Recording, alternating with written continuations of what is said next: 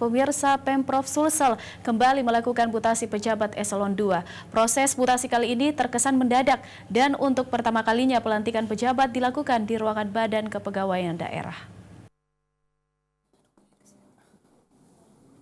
Sekretaris Daerah Abdul Hayat Gani mengambil sumpah 3 pejabat tinggi Pratama dan 2 pejabat eselon 3 lingkup Pemprov Sulsel di kantor Badan Kepegawaian Daerah Sulsel.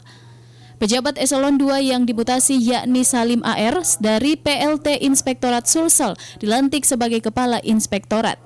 Arwin Asis dari Kepala Badan Pengelolaan Keuangan Daerah dilantik sebagai Kepala Dinas Pemuda dan Olahraga. Sri Endang Sukarsih yang sebelumnya menjabat sebagai Kadispora dimutasi sebagai staf ahli Gubernur Sulsel bidang kesejahteraan rakyat.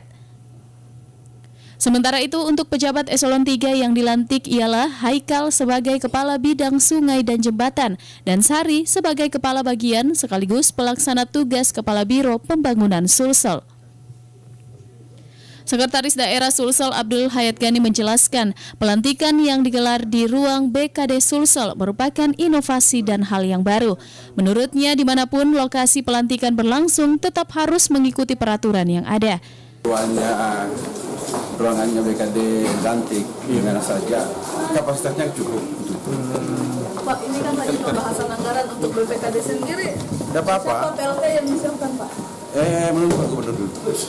Sementara itu, untuk posisi Kepala Badan Pengelolaan Keuangan Daerah Sulsel, untuk sementara akan diisi pelaksana tugas. Namun, terkait siapa yang diamanahkan masih menunggu keputusan dari Gubernur Sulawesi Selatan. Nur Fitri, Celebes TV.